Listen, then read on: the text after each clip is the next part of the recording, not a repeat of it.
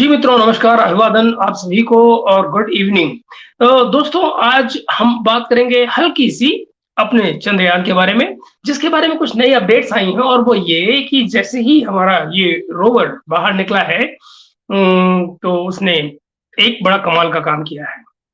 ये जो सब लोग अपना झंडा-वंडा गाड़ने के चक्कर में रहते हैं, तो हमारे रोवर ने वहाँ पर एक बड़ा काम क्या किया है, चाँद की ज़मीन पर उसने इसरो का एम्बलम और हमारे झंडे का जो अशोक वाला चिन्ह है, उसको उन्होंने ज़मीन पर बना दिया है। तो लीजिए जनाब, चाँद की सरफेस पर इसरो का झंडा यूँ गड़ा, सरफेस पे उतरा और सरफेस पे अपना मार्क छोड़ गया। और एक ऐसे दिन, जिस दिन ये खबर आती है कि भारत का चंद्रयान वहाँ उतरा और ये इम्प्रिंट वहाँ पर छोड़े उसने इसरो के और जो हमारी स्पेस रिसर्च ऑर्गेनाइजेशन है उसका एम्बलम और भारत के झंडे का अशोक का एम्बलम वहां पर उसने इम्प्रिंट किया। और उसके साथ ही खबर ये आती है कि पाकिस्तान ने पिछले 3 साल के अंदर ये डेटा सामने आया है कि पिछले 3 साल में उसने उनकी जो नेशनल कैरियर है PIA उसके 11 हवाई जहाजों को ग्राउंड कर दिया गया है, क्योंकि उनको चलाने के लिए, उसके स्पेयर पार्ट्स के लिए पैसे नहीं है। लीजिए, तो फवाद चौधरी मेरे दोस्त, मेरे भाई, मेरे प्यारे दोस्त, अब मैं आपको ये क्या कहूँ। और मजे की बात जानते हैं फवाद भाई क्या है? आपके ये आपके राज में हुआ है। 2020 से 2023 आते आते आपने ये कमाल कर दिया है और इसमें से मेजोरिटी काम आपकी ही सरकार कर गई थी। ठीक तब जब आप तबला बजा रहे थे कि इसरो कुछ नहीं कर सकता, बॉलीवुड की मूवी और क्या क्या, और आपको इंडिया की स्पेलिंग नहीं याद आ रही थी। याद रखिए, आप मेरे दोस्त हैं, लेकिन ये ताना आपको सारी जिंदगी सुनना पड़ेगा, क्योंकि आपने ये गड़बड़ तो की है दोस्त। और आपको याद है वो व्हाट्सएप भी, जब मैंने आपसे व्हाट्सएप पर एक कन्वर्सेशन की थी और आपने कहा था नहीं नहीं हमें इंडिया से कोई तकलीफ नहीं है लेकिन मोदी से है, लेकिन आप गाली क्या दे रहे थे? इंडिया के नाम को। मैं भूला नहीं हूँ और शायद कभी नहीं भूल पाऊंगा। मैंने वो SMS आपके, वो व्हाट्सएप आपके जो है वो रिकॉर्ड करके रखे हुए पास में, मैंने कभी उनको डिलीट नहीं किया। मुझे मालूम था एक दिन आएगा जब आपको अपनी गलती का रियलाइजेशन होगा और वो दरअसल आप अब उसी इसरो के काम को तारीफों के पुल बांध रहे हैं, है ना? और जबकि आपने अपने टाइम पर ईद के चांद को देखने का जो आप जुगाड़ कर रहे थे, आप वो भी नहीं कर पाए। तो मित्रों, लीजिए हम अपनी बात पर वापस चलते हैं। ये साइड ट्रैक हो गया, मैं सॉरी, इमोशनल हो जाता हूँ ना कई बार, दिल, इंसान हूँ, ऐसे ही होता है। लेकिन सुनिए, हुआ क्या है जनाब, 3 जो PIA के बोइंग थे, बोइंग 777 777 वो खत्म, उनके स्पेयर पार्ट्स नहीं लिए जा रहे, तो उनको तीनों को ग्राउंड कर दिया गया है। और क्योंकि उनके जहर है, और इसके पीछे क्या रीजन है? एक, फॉरेन करेंसी की कमी, 2, बढ़ते हुए पेट्रोलियम दाम, तीसरा, डॉलर का बढ़ता हुआ दाम, रुपया का गिरना, डॉलर का बढ़ना, ये है वो कारण जो चल रहे हैं। ये हमारे तमाम हवाई जहाज 11 के 11 कराची और इस्लामाबाद में बेस थे, आगे चलते हैं। और अब इनके लिए इनकी चूंकि स्पेयर नहीं लिए जा सकते हैं, तो उनको रनिंग स्टेज में मेंटेन कर पाना पाकिस्तान एयरलाइंस के लिए मुश्किल है, और इसलिए उनको कर दिया है ग्राउंड। ओके, तो ये हुआ। PDM की गवर्नमेंट जब आई, PDM की गवर्नमेंट कब आई? पिछले साल जैसे ही चाचू की सरकार बनी, शहबाज शरीफ, तो चाचू की जब सरकार बनी तो चाचू ने कहा कि भाई PIA ऐसे तो चल नहीं पाएगी, घाटे का सौदा है और एक्सचेकर का पैसा खा रही है लगातार, ये व्हाइट एलिफेंट माना जाता है PIA को। उसके पीछे क्या रीजन है? उसके पीछे भी चाचू ही जैसे तमाम और पॉलिटिशियन जो आते रहे हैं पाकिस्तान में सत्ता में, और यह फौजी भाई, वो सबके सब यहाँ पर अपनी अपने कंस्टिट्यूएंसीज की, अपने अपने लोगों की नौकरियां फिट करते रहते हैं।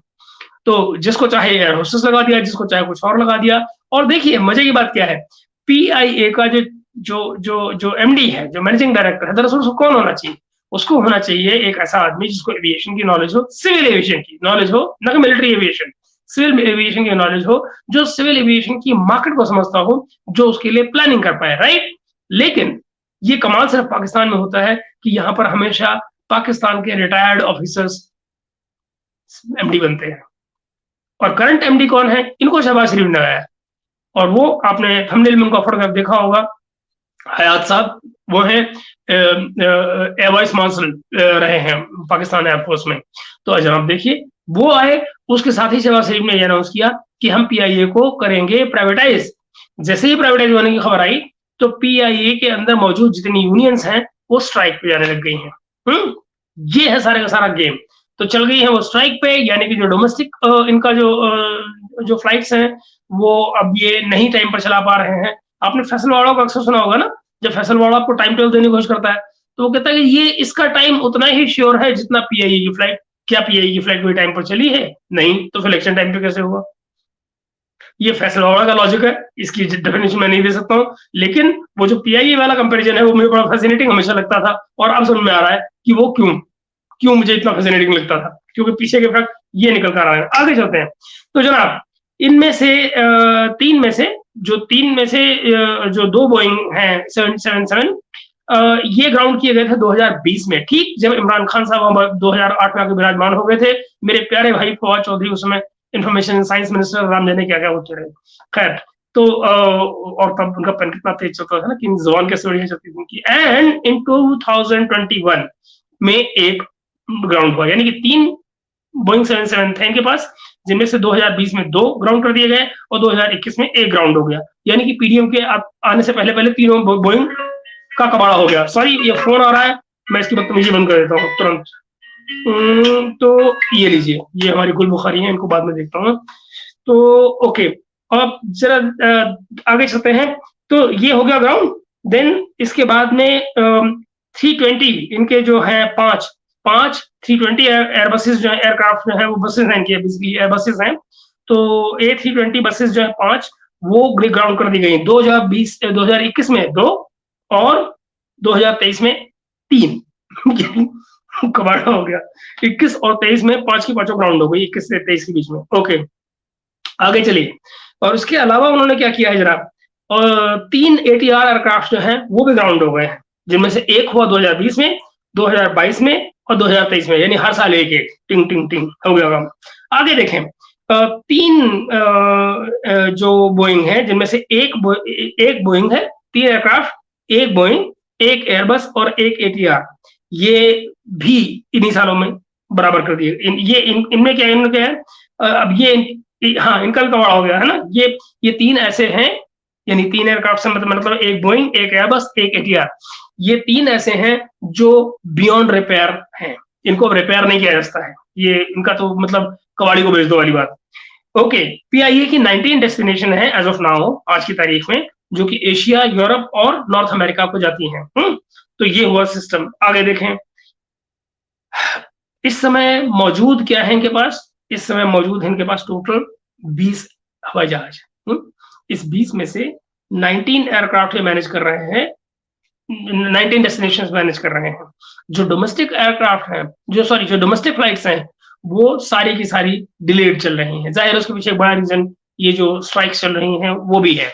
आगे तो मित्रों, ये है इनका झंझट जो इस समय चल रहा है। मैं आपके साथ कुछ और चीजें बहुत सारी शेयर करने जा रहा हूँ। तो आज आपको मैं कई सारे व्लॉग अब से लेकर सुबह के लिए डाल रहा हूँ, तो आज आपको झेलना पड़ेगा जरा, लेकिन ये है वो खबरें जो मुझे आपको आज के लिए देनी थी। ये पीआईए वाली खबर मुझे इसलिए जरूरी लगी क्योंकि ये कोइंसाइड कर रही थी हमारे चंद्रयान से, और समहाउ मुझे ये लगा कि भाई जिस समय रोवर यहाँ इम्प्रिंट छोड़ रहा है, पीआईए अपना इम्प्रिंट छोड़ रही है खास तरीके से, तो जरा इसको भी आप जांच लें।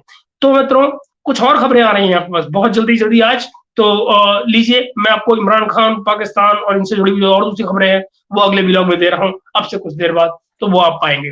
तो अभी के लिए इतना ही, जरा इसको एंजॉय कीजिए, तब तक मैं आपके लिए और मसाला लेकर आता हूँ। अभी के लिए इतना ही। Good night for now, bye bye.